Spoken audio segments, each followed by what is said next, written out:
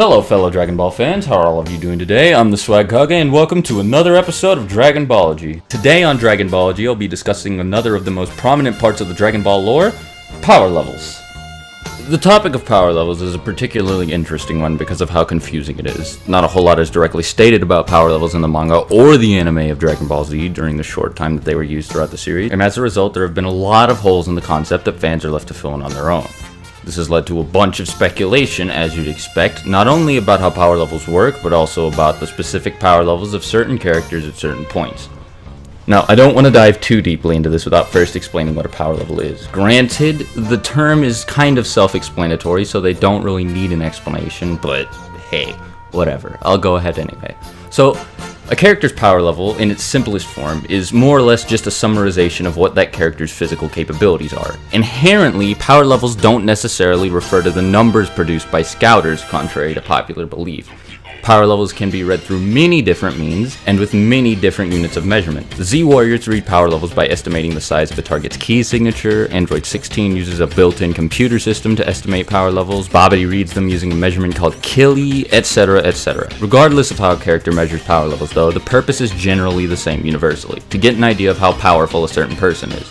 Of course, the most popular method of measuring a power level is through the scouters of the Tuffles, and it is this method that most Dragon Ball fans often associate the concept with. As far as this variant goes, a power level is a number meant to represent, as expected, how powerful a certain person is or what they are physically capable of. Power levels are read through the scouter, which is an ocular device created by the Tuffles. Scouters are used for communication, mapping, and of course, power level measurement, among other things.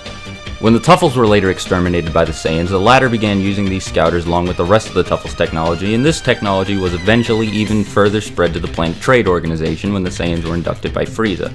Throughout the series, power levels were only really ever a major part of the story for two arcs, the Saiyan and Namek saga, as by the time Cell came around, nobody felt the need to use a scouter anymore due to their ability to sense ki, and quite frankly, scouters weren't really around anymore.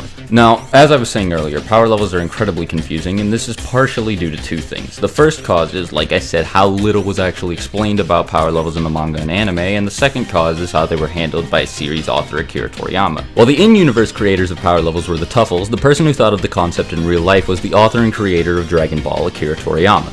The reason he created power levels was what you'd expect. He thought it would be easier for manga readers to understand a character's power if it were represented in the form of a number. However, this created an issue.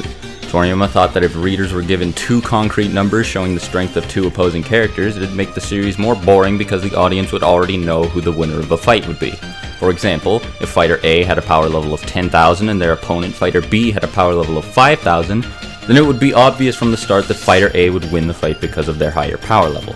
So to solve this issue, Akira Toriyama decided to give the Z Fighters the ability to lower and raise their power levels by manipulating their ki, and that is one of many reasons why power levels are so confusing. Some of the other reasons are as follows. Power levels don't have a defined measurement unit, and what I mean by that is it is never stated what number power level is capable of doing what. For example, something's weight is measured in pounds. 1 pound is very light as opposed to 100 pounds being very heavy. Speed is measured in kilometers per hour or miles per hour. 1 mile per hour is relatively slow, whereas 100 miles per hour is relatively fast. With a power level, there's nothing like that. You don't know what a certain number inherently translates to. Again, going back to the previous analogy, a car moving at 100 miles per hour will move 100 miles in 1 hour. Whereas we, the audience, aren't educated on what a character with a power level of 100 would be capable of doing. Yes, it is possible to estimate what characters are capable of what by comparing their power levels, but there is still no concrete method of measuring what exactly a power level's number means. I think the largest reason power levels confuse the fan base, however, is the fact that scouters are stated to be unreliable by a handful of characters in the series due to characters suppressing their power levels. This has led some fans to buy into the misconception that power levels are by and large completely useless and unreliable tools for measuring a character's power, which simply just isn't the case. The reason scouters are said to be unreliable by characters that can manipulate their ki is simple. The numbers produced by the scouters are often too low. Most of the time, because a character suppresses their full power level, the scouter's reading is gimped, and as a result, the user of the scouter is misled and thereafter underestimates their opponent. A good example of this was when the Ginyu Force believed Goku's full power level to be only 5,000, when in reality it was 90,000.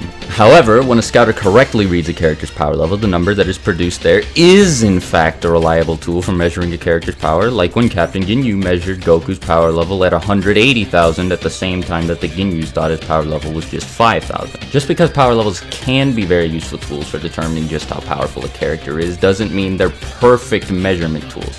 The issue with power levels is that there is a lot they do not account for, like speed, intelligence, technique versatility, skill, etc. And this is an issue present across all forms of power level measurement: scouters, ki sensing, what have you.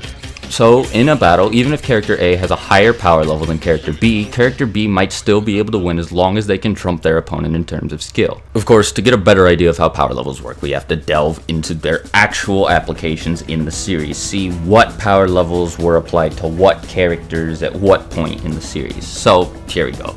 Power levels made their debut in Dragon Ball Z's very first manga chapter, when Raditz used his scouter to measure a random farmer's power level, which was read at 5. They were subsequently used as one of the series' key components all the way through the Saiyan and Namek sagas. The last power level ever recorded on screen was Trunks' heavily suppressed power level, which was, like the power level of the farmer that met Raditz, read as 5.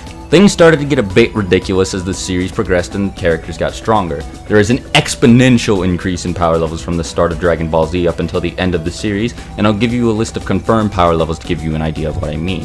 Raditz's power level was 1200, Nappa's was 4000, and Vegeta's was 18,000 in the Saiyan saga. Rakum's power level was 40,000, Ginyu's was 120,000, and First Form Frieza's was 530,000. Frieza's final form, according to the Daizenshu, had a power level of 120 million at full power, and Super Saiyan Goku had a power level of 150 million. There are plenty of different sources with lists of various power levels for characters after this point, but most, if not all of them, are completely non-canon and unreliable. The most well-known example I can think of is the V-Jump scan that lists the power levels of Cooler, Broly, and Gogeta, which I've seen a lot of people cite all over the internet. According to this V-Jump scan, Cooler's power level was 470 million in his 5th form, Legendary Super Saiyan Broly's is 1 billion, and Gogeta's is 2.5 billion. Now this information would be pretty nice to have if it was accurate, but the issue is that it isn't accurate because these power levels are inconsistent. There's no way these power levels can be accurate, and I'll explain why. In the Cooler movie, Goku beat the shit out of Cooler after transforming into a Super Saiyan, and since Cooler's power level was 470 million, that means Goku's had to be a lot higher. It's never stated, but for the sake of argument, I'll just go with something as close to the original power level of Cooler as possible, and say that Super Saiyan Goku's was 500 million. Now, let's calculate how strong Goku would be if he were to transform into a Super Saiyan 3 here.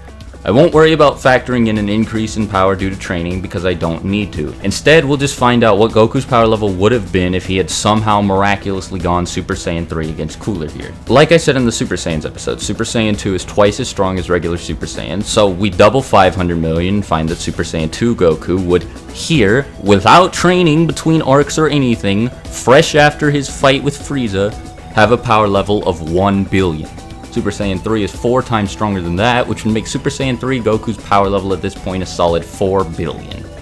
The reason that makes no sense is because that, according to this scan, Super Saiyan 3 Goku would be almost twice as strong as Super Gogeta, and that's without factoring in how much stronger it got between the time of Cooler's Revenge and the time of Fusion Reborn. Obviously, Super Saiyan 3 Goku is not stronger than Super Gogeta because Janemba was obliterating Super Saiyan 3 Goku, while Gogeta managed to one-shot Janemba, so that's an example of how sources like the V-Jump are kind of inaccurate. There are plenty of other sources that attempt to measure power levels across the series, like Dragon Ball Z Scouter Battle Taiken Kamehameha, Dragon Ball Z Dokkan Battle, the pamphlet that came with the 3rd Dragon Ball movie, Mystical Adventure, etc., but there aren't a whole lot that are credible. The best 3 sources are the actual series, interviews with Toriyama, and the Daizenshu, and any other sources aren't really trustworthy in my opinion. The most official post-Frieza Saga power level reading that I can think of is the 100 quintillion power level that Golden Frieza supposedly had. The thing about that is that 100 quintillion was a pun, because when he was asked about what Frieza's power level is, the voice actor said something like, Frieza's power level would probably be 100 quintillion because he's a nice guy, and Naisu guy is a pun on 100 quintillion when speaking Japanese. So, you know, again, not canon, not reliable. Of course, there are also plenty of non-licensed sources that attempt to calculate Dragon Ball power levels, and when I say non-licensed sources, I'm referring to fan speculation. There are thousands of videos, forums, message boards, and that sort of thing where fans speculate about power levels, and some of the speculation is honestly pretty solid. I think the most notable and popular fan-made power level list you'll find on the internet is the YouTube series made by Vegito1089. In any case, power levels are a pretty fun concept to play around with. Speculating about them is pretty fun, especially given how ridiculous some of the feats get near the end of Dragon Ball. All that said though, I hope you guys enjoyed the video. Be sure to rate, comment, and if you haven't already, subscribe for more Dragon Ball content in the future. This has been Swag Kage, and I'll see you guys next time. Later.